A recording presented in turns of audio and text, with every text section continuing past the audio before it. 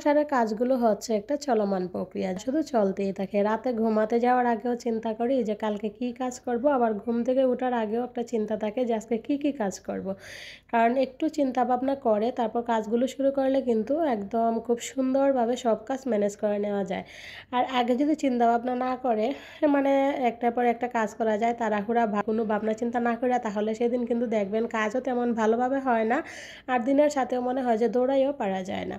তো যাই হোক, শীত কিন্তু এখন বেশ ভালোই পড়ে গেছে, তো পাতলা খেতা এখন আর হইতেছে না। আজকে ভাবতেছি যে শীতের খেতা কম্বল ল্যাপ সবগুলো রোদে দিব, রোদে দিয়ে একদম শীতের ফুলফিল প্রস্তুতি নিয়ে নিব। Hello everyone, good morning. Mister and Mrs Barman থেকে আপনাদের সবাইকে স্বাগত জানাচ্ছি আমার নতুন ভিডিওতে। কেমন আছেন আপনারা সবাই? আশা রাখছি যে যেখানে আছেন সবাই খুব ভালো আছেন আর সুস্থ আছেন, আর আমরাও আপনাদের দোয়া, ভালোবাসা এবং ভগবানের আশীর্বাদে ভালো আছি।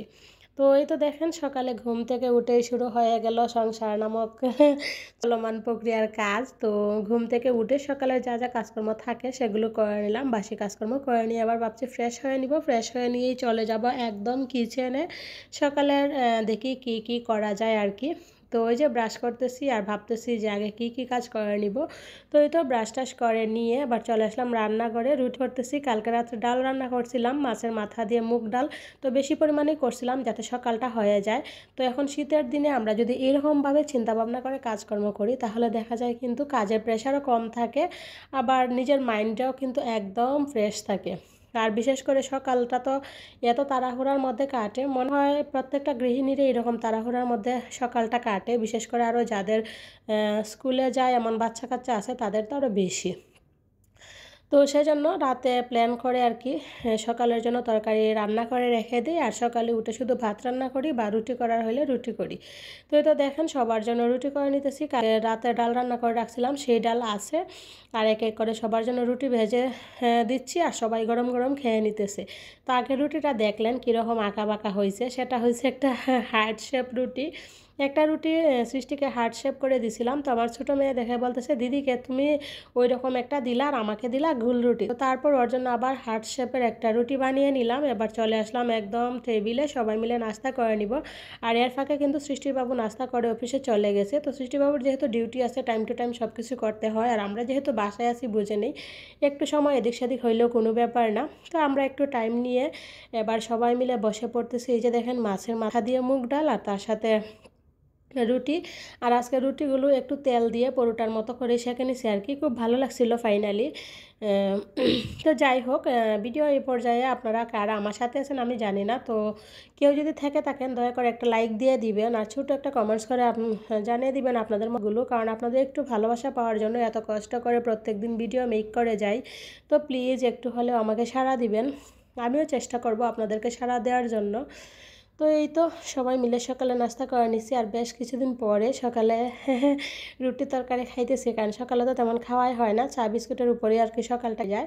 তো সকালে নাস্তা বাস্তা কমপ্লিট করে দুপুরের জন্য ভাত বসিয়ে দিয়ে চলে আসলাম ওইদিকে। ভাবলাম ওই যে বলছিলাম শীতের খেতা কম্বল ল্যাপ সবগুলো রোদে দিব, তো সেই জন্য ওই যে দেখেন ওয়ার্ড্রোপের ভিতর থেকে খেতা কম্বল ল্যাপ যা আছে সব কিছু নামিয়ে নিব। নামিয়ে নিয়ে চলে যাব ছাদে, ছাদে গিয়ে দিয়ে আসবো। আর ছাদটা যেহেতু পাঁচতলার, আর আমি থাকি একদম নিচতলায়, বুঝে নেই একদম নিচতলা থেকে পাঁচতলার উপরে উঠতে কত কষ্ট, আরও বিশেষ করে খেতা কম্বল ল্যাপ সব কিছু নিয়ে।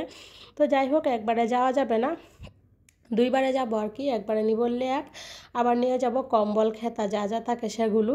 তো এই তো দেখেন সব কিছু বের করে নিলাম, এবার চলে যাচ্ছি তো ছাদে গিয়ে ওগুলো লাইরা দিয়ে আসবো। তো ওইগুলো একটু রোদ লাগবে, তারপর এর মধ্যে আর কি আমি দুপুরে রান্নাবান্না সেরে নিব।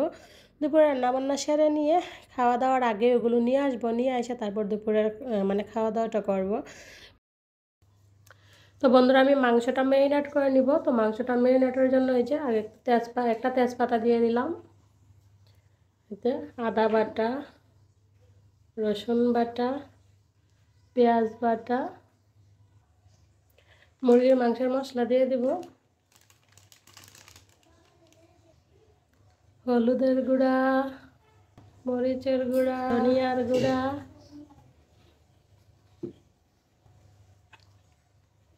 সেজন্য এই যে কতগুলো পেঁয়াজ রসুন এভাবে সব উপকরণ দিব। করি। এই যে আমার টমেটো দেওয়া বাকি ছিল, টমেটোটাও দিয়ে দিলাম। এবার সবগুলো উপকরণ হাতে ভালোভাবে মেখে নিব। মেখে নিয়ে আমি আধা ঘন্টার মতো রেখে দিব রেস্টে, তারপর রান্না করব। আর আমি সবসময় এভাবে হাতে ম্যারিনেট করে তারপর মাংস রান্না করি, এভাবে আমাদের কাছে বেশি ভালো লাগে। মাংস ম্যারিনেট করা কমপ্লিট। আর দেখেন মাংসের কালারটা জাস্ট আসছে আর কি, খুব সুন্দর মিষ্টি একটা কালার আসছে। খাইতে কেমন হবে জানি না, তবে দেখেন দেখতে কিন্তু এখনই খুব লোভনীয় লাগতেছে।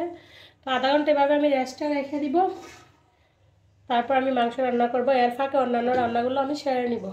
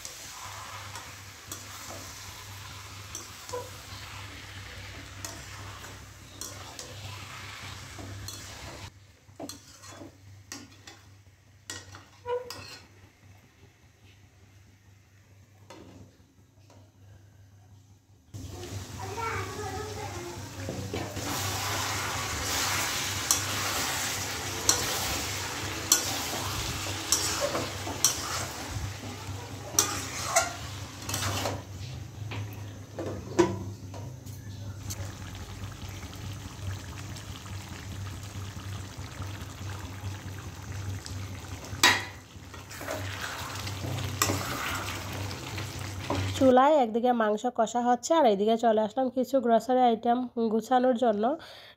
2 কেজি ময়দা নিয়ে আসছিল, 1 কেজি ময়দা শেষ হয়ে গেছে। তারপর আর 1 কেজি এই যে ময়দা, আমি সরি ময়দা না আটা, এই যে আমি বক্সে ঢুকিয়ে নিলাম। চা পাতা নিয়ে আসছিল, চা পাতাগুলো ঢুকানো হয়েছিল না, চা পাতাগুলো ঢুকিয়ে নিব। তার সাথে কয়েকটা তেজপাতা নিয়ে আসছিল, তেজপাতাগুলো ঢুকিয়ে নিব। তো ঢুকাবো ঢুকাবো করে আর ঢুকাই নাই, কারণ কালকে রাত্রে নিয়ে আসছিল, রাত্রে আর ঢুকাই নাই। তো ভাবলাম এখন তো আর তেমন কোনো কাজকর্ম নাই, তো একদিকে রান্না হোক, একদিকে আমি এগুলো একটু গুছিয়ে নিই, তাহলে একসাথে আমার 2টা কাজ হয়ে যাবে, আমার সময় হয়ে যাবে, সব কিছুই ভালো হবে। তো এই তো দেখেন ফাইনালি তেজপাতাগুলো আমি ঢুকিয়ে নিব। আর এই যে প্যাকেটে যে তেজপাতা, মানে রেসিপি কি বলবো ব্র্যান্ডের আর কি, তেজপাতাগুলো এত ভালো কি বলবো। এই যে ছোটো প্যাকেটটা, এটার দাম হচ্ছে 15 টাকা। 15 টাকার পরিমাণে দেখেন তেজপাতা কিন্তু অনেক, আবার পাতাগুলো কিন্তু একদম কি বলবো খুব সুন্দর।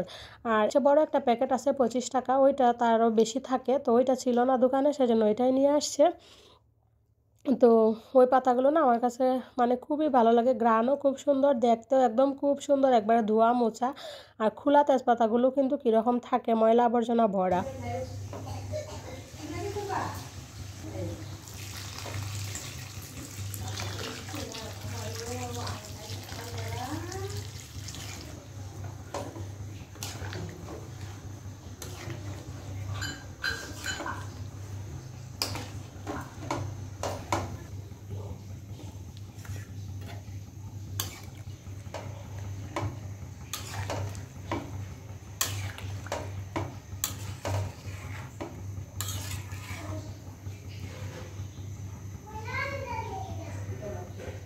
অন ক্যামেরা অফ ক্যামেরা সব মিলিয়ে রান্নাবান্না কমপ্লিট। এই যে দেখেন চিংড়ি মাছ দিয়ে পাতাকপি ভাজা।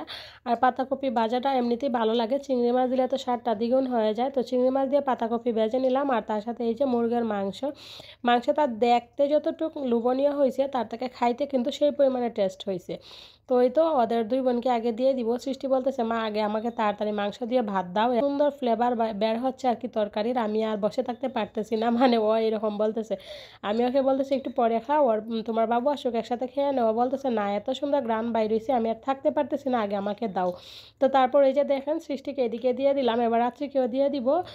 ওরা 2 বোন খাওয়া দাওয়া করেনি, ওর বাবু এখনও আসে না, ওর বাবু আসলে পরে আমরা করে নিব। তো ওদের খাওয়া দাওয়া হয়ে গেলে ওর বাবু চলে আসছে, তো ওর বাবু বাথরুমে ঢুকছে, স্নান করতেছে। তো আমি ভাবলাম এই সুযোগে ওই যে খেতা কম্বলগুলো রোদে দিছিলাম সেগুলো আমি নিয়ে আসি। তো এই যে দেখেন খেতা কম্বল সব রোদে শুকানো হয়ে গেছে, আর রোদও এখন প্রায় নাই বললেই চলে আর কি। তো এখন যদি না নেই তারপরে আবার দেখা যাবে যে খাওয়া দাওয়ার পরে গিয়ে আসলে তখন আবার একদম মানে সে যেরকম ছিল সেই রকমই একদম ঠান্ডা ঠান্ডা হয়ে যাবে। তো সেই জন্য ভাবলাম খাওয়া দাওয়ার আগেই নিয়ে নিই। আর এই যে দেখেন ক্যামেরাটা কত সুন্দর নড়াচড়া করতেছে, কী জন্য বলেন? কারণ এই যে ক্যামেরাম্যান ছিল উনি কিন্তু খুবই পুক্ত একজন ক্যামেরাম্যান, মানে আমার বড় মেয়ে, ওরে বলছি একটু ধরো তো, আমি এগুলো নিয়ে, তো আমাকে ক্যামেরা করে দিচ্ছে। তো যাই হোক, যেটা করছে সেটাই কিন্তু অনেক বেশি, তাই না? তো তারপর অফ ক্যামেরাতে খাওয়া দাওয়া করে এখন বিকালবেলা চলে আসলাম। যেহেতু খেতা কম্বলগুলো বের করছি, ওয়ার্ড্রোবের এই অংশটা এখন মোটামুটি অর্ধেকটা ফাঁকা হয়ে গেছে।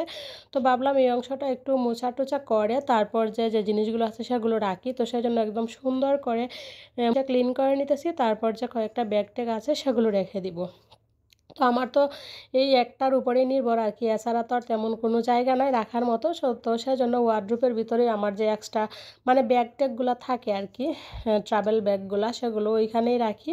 খেতা কম্বলগুলো আমি এখানেই রাখি।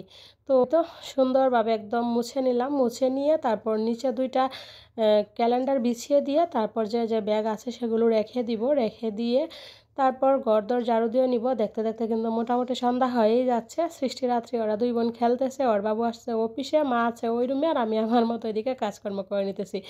তো আজকের অল ওভার ভিডিওটা কেমন লাগলো প্লিজ একটু কমেন্টস করে জানাবেন। আর আপনার কাছে যদি ভালো লাগে আমার ভিডিওগুলো যদি দেখতে চান তাহলে আমার চ্যানেলটাকে সাবস্ক্রাইব করে রাখবেন, যাতে ভিডিও দেওয়া মাত্রই আপনার কাছে নোটিফিকেশন পৌঁছে যায়, আপনি আপনার সময় সুযোগ অনুযায়ী যে কোনো সময় ভিডিওটা দেখে নিতে পারেন।